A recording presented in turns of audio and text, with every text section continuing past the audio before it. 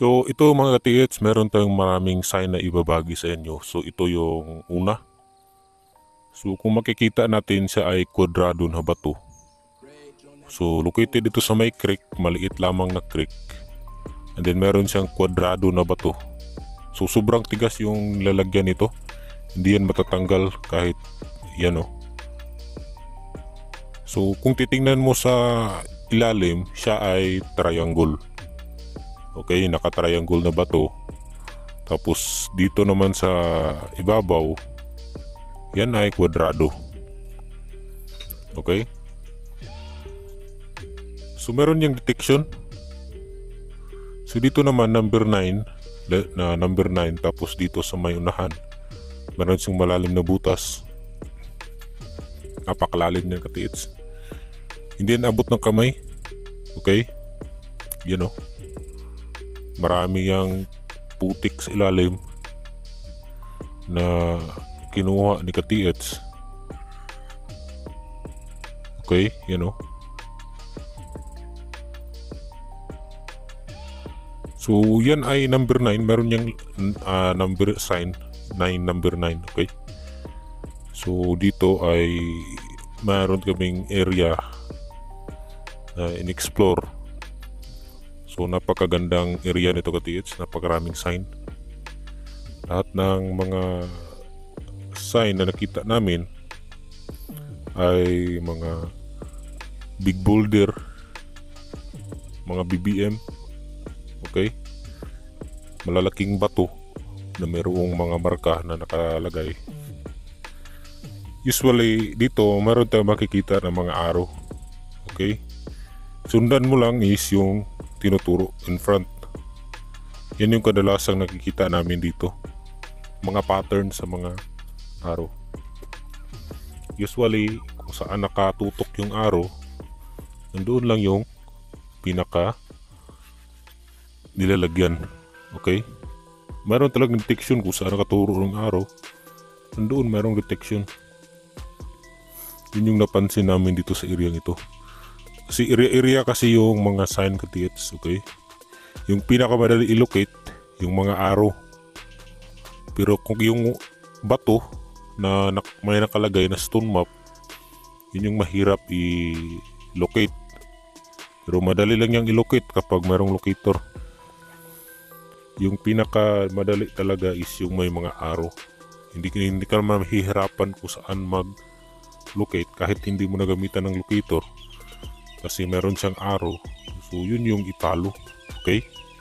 So ganun yung paraan ka-TH ng pag point out. So dito ka-TH, meron kaming napansin na parang pantheon. Hindi naman siya pantheon, pero yung kanyang mukha ay parang nakabox. So nandoon siya sa may ibabaw. So dito meron siyang cutting stone. Yan o. Bato na nahati. Actually, mga sign yan ka-TH. Okay, so dito napakaganda. Meron pa nga dito bato na may butas na tumago sa kabila. Mga anchor lock. Okay, so dako naman tayo dito sa may kabila. Meron siyang box sign. And then may letter A. And then arrow. Napakagandang marker nito ka-TH. Yan o. Letter A. Tapos ginawan talaga ng disenyo. May letter A, tapos sa ibaba may arrow. So sa harapan lang mismo ng letter A. Okay? Yan o. So ginawa namin ito ng detection. At yun ay sa harapan talaga nakalagay. Possible na meron yung giveaway. Pero kapag ganyang sign mga ka-TH, yan o. Napakagandang pagkagawa. Malalim talaga yan. So dito talaga sa harapan. So kung mapapansin natin ka-TH, meron siyang arrow. Meron siyang arrow na bato. No, ganyan yung hinawakan ka-TH. Tapos may box. Meaning, treasure box below. Doon sa tinuturo ng arrow. So ganitong sign mga ka-TH, marami pa itong kahulugan. Pero di natin ibabagi lahat kasi mataas na. Kailangan ng mahabang oras. Pero ito yung napansin namin sa area.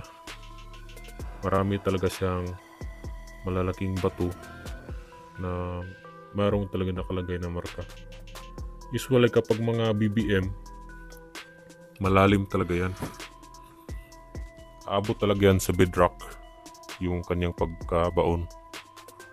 So hindi siya madali i-recover. Pero actually meron niyang mga giveaway.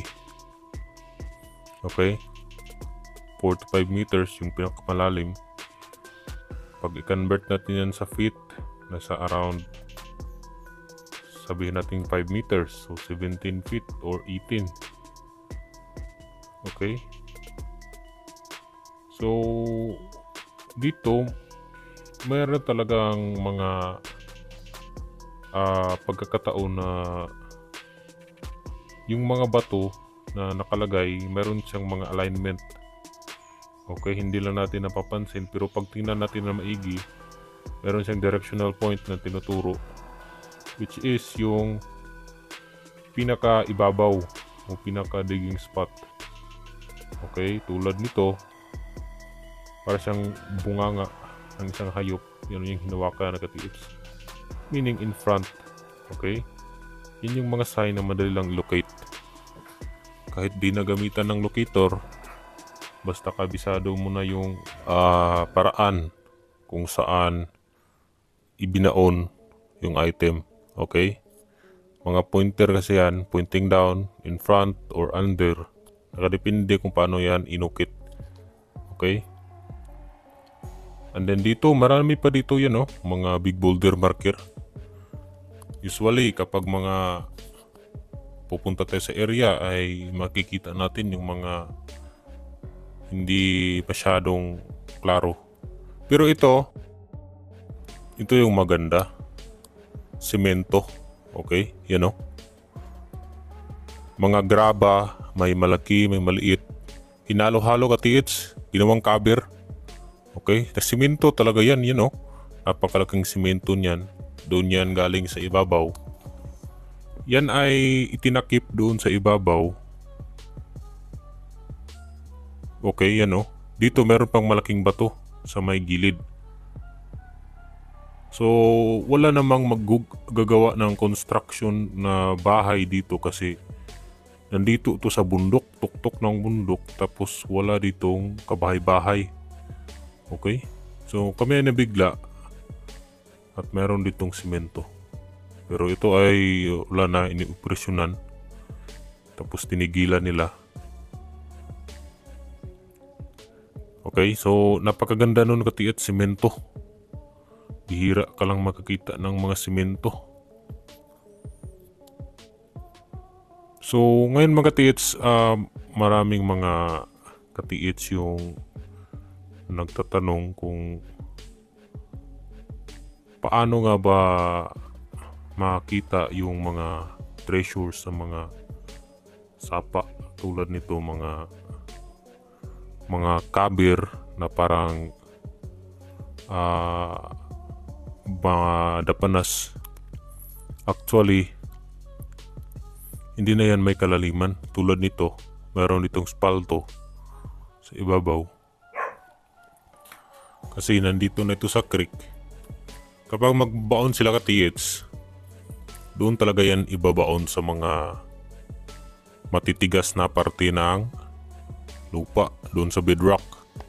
Kapag nandoon ka na sa bedrock, ay wala na, malapit na doon sa matigas. Kasi nandito na sa sapa. So ito naman yung ulo ng isda, yun, parang hasang. Nakatingin siya doon sa harapan. Okay, dito mismo. Diyan sa part na yan. Malalim yan katiits, hindi yan abot sa gadget ng aura meter. Pero pag locator yung ginamit, kasi pang underground yun, 100 plus feet yung kayang i-detect. Madi-detect yan. So ito naman yung mukha doon sa spalto, sa hindi pa hinukay. So yung aura meter dito nagtuturo sa harapan. Okay? You know? So, ganun mga ka-TH. So, huwag niyo kalimutan mag-subscribe sa ating YouTube channel. Paki-follow na rin sa ating Facebook page. Meron tayong Facebook page. Ijinamoto. Okay? So, ganun lang mga ka-hunters. So, maraming salamat sa inyong panonood. Okay?